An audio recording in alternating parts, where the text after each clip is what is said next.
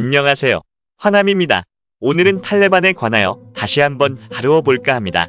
아프가니스탄을 이끌 탈레반 새 정부의 윤곽이 7일 공개되었는데요. 탈레반은 정권 탈환 후 포용적 정부를 구성하겠다면서 정상국가화 의도를 드러냈으나 탈레반 1, 2세대 고위직이 대거 포진하고 여성과 소수종족 종파는 배제돼 20년 전 1차 집권기와 별다를 바 없다는 평가가 나오고 있다고 합니다. 아랍권 매체 알자지라 등에 따르면 자비울라 무자히드 탈레반 대변인은 이날 카불에서 기자회견을 열고 모하마드 하산 아쿤드를 정부 수반으로 하는 과도정부 내각 명단을 발표했는데요. 아쿤드의 영문 직책명은 총리 대행으로 표기되었고 압둘가니 바라 다르는 압둘 살람 하나 피와 함께 부총리로 임명되었습니다. 총리를 맡은 아군드는 1차 집권기 부총리 출신이자 탈레반 최고위원회를 이끈 강경파로 UN 제재 명단에 올라 있는데요. 미국이 테러 그룹으로 지정한 탈레반 연계조직 하카니 네트워크의 리더 시라후딘 하카니는 내무부 장관에 기용되었는데요.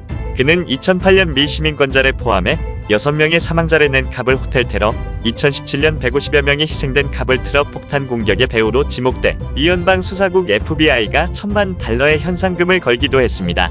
한마디로 FBI 수배자가 아프간 치안 책임자가 된 셈인 거죠. 국호 역시 과거처럼 아프간 이슬람 에미리트를 사용할 것으로 보이는데요. 은둔의 지도자로 통하는 탈레반 최고 지도자 하나이바툴라 아쿤드자다는 이날 성명을 내고 앞으로 아프간의 모든 삶의 문제와 통치 행위는 신성한 샤리아, 이슬람 율법에 따라 결정될 것이라고 밝혔습니다. 그는 이슬람 율법과 국가 가치에 위배되지 않는 한 국제법과 조약을 준수하겠다며 정상국가 의지도 내비쳤다 합니다. 아프간 아메리카 대학의 오바이둘라 자이르는 알자지라에 이번 인선으로 국제사회의 인정이나 호의를 끌어내기는 어려울 것이라며 탈레반이 지난 3주간 다른 정파와의 권력 공유나 포용성을 논의한 것이 아니라 자기들끼리 파일을 나누는 데만 시간을 썼다라고 지적했습니다.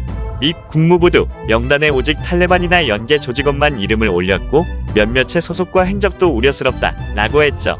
이에 무자히드 대변인은 급선무를 다루기 위한 대행 내각일 뿐이라며 향후 국민 참여 등의 내용이 보강될 것이라고 말했습니다. 그러나 인선 발표 몇 시간 전 카불에 모인 여성 시위대를 향해 경고 사격을 가하는 등 탈레반은 공포 통치 본색을 드러냈는데요. 이날 헤라트에서는 시위대 2명이 사망했다고 AFP 통신이 전했습니다.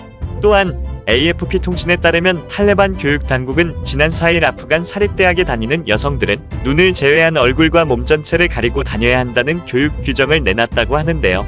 긴 통옷인 아바야를 입어야 하고 니캅을 써야 하며 색상 또한 검은색으로 제한된다고 합니다. 수업도 성별을 구분해서 진행해야 하며 상황이 안 된다면 칸막이를 설치해 남녀 학생을 구분해야 한다고 하는데요. 여학생들은 수업 전 대기실에만 있어야 하며 수업 후에는 남학생들이 학교를 떠나기 전까지 교실에 머물러야 한다고 합니다. 이에 더해 여학생은 여성 교원에게만 수업받아야 하고 여성 교원이 없다면 노인 남성으로 대체해야 한다고 하는데요. 이 교육 규정의 한 익명의 여성은 가디언에 카불에서 공부를 계속해 대학 졸업 후 소규모 사업을 시작할 계획이었는데 몇 시간 만에 모든 것이 사라졌다 라며 한탄했습니다. 여성들은 이동의 자유 또한 통제되고 있다고 합니다. 여성은 공공장소에 출입할 때마다 남성 보호자를 가리키는 마하담이 동행해야 한다고 하는데요. 한 여성은 진료소 입구까지 데려다줄 형제도 성인 아들도 근처에 없어 집에만 있어야 한다라고 말했습니다. 상당수의 여성들은 이로 인해 일자리를 잃었거나 안전을 이유로 강제로 휴직 상태에 들어갔는데요.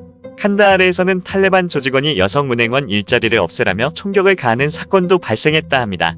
또한 여성 경찰을 겨냥한 보복 사례도 보고되고 있습니다. 임신 8개월 차의 내가를 하는 여성 경찰이 탈레반에게 총살을 당하여 숨진 사고가 일어났는데요. 탈레반은 고르즈 주도 피로시코에서 대원 3명이 내가르의 자택에 침입하여 수색한 뒤 가족을 묻고 그들 앞에서 무참히 살해했다고 합니다. 이 사건에 대해 자비울라 무자히드 대변인은 탈레반 소속 대원이 내가르를 죽이지 않았음을 확인했고 현재 철저한 조사를 진행 중이라며 탈레반은 이미 이전 정부에서 일했던 이들을 사면하겠다라고 발표했는데요. 현재 내가르가 살해당한 건 탈레반 소속 대원의 소행이 아닌 다른 개인적인 원한에 의한 것일 가능성이 크다라고 탈레반의 관련성을 부인하며 조사를 진행하고 있다고 합니다. 이러한 공포 탄압이 지속되는 와중에 지난 6일 SBS에서 탈레반과의 인터뷰를 공개했는데요. 미군 철수 후 아프가니스탄을 점령 중인 탈레반의 대변인은 샘물교회 납치 살해 사건에 사과할 생각은 없지만 한국과 협력하고 싶다라는 취지의 입장을 밝혔다고 하는데요. 정확히 인터뷰 속에는 어떤 내용이 있을까요? 수하일 샤인 탈레반 대변인은 한국 정부는 대사관에 철수했는데 앞으로 한국 정부와 어떤 관계를 맺고 싶냐는 질문에 우리는 모든 대사관을 보호한다고 이미 발표했다. 직물이나 자동차 수입 등에서도 한국과 경제적으로 좋은 관계를 맺고 있다. 그러니 아프간에 대사관을 두는 것은 한국에도 우리에게도 이득이라고 답했다고 합니다. 그는 탈레반 대변인 3인 중 한 명으로 20년 전 탈레반 정부의 파키스탄 부대사를 지낸 외교관 출신이라고 알려졌죠. 그는 이어 한국은 파괴된 나라를 재건한 역사가 있다. 그것은 아프간에 매우 필요한 경험이며 공유해준다면 환영하고 감사할 것이라고 말했다고 합니다. 또한 한국 기업의 참여를 원한다는 것이냐라는 질문에 그렇다. 왜 마다하겠나? 라고 반문을 했다고 하는데요. 샤인 대변인은 한국 정부에 협조한 아프간인 400명을 한국으로 데려오는데 협조한 이유라는 질문에는 우린 외국 군대와 정부 비정부기구인 NGO에 협조한 사람들은 대사면하겠다고 했다. 다른 나라에 가려는 사람에게 여권과 비자가 있다면 나가는데 제한이나 금지된 건 없다. 언제든 나가고 또 들어올 수 있다. 라며 여권, 한국 비자, 여행 서류가 있다면 아프가니에 추가 한국 여행도 가능하다. 라고 답했다 합니다. 샤인 대변인은 미군 철수는 20년간 점령당한 우리나라와 국민들에게 기쁜 순간이다. 우린 독립을 쟁취했다. 지금껏 소수의 부패한 공무원들이 자기 주머니를 채우는 동안 다수의 사람들은 절대 빈곤 속에 살았다.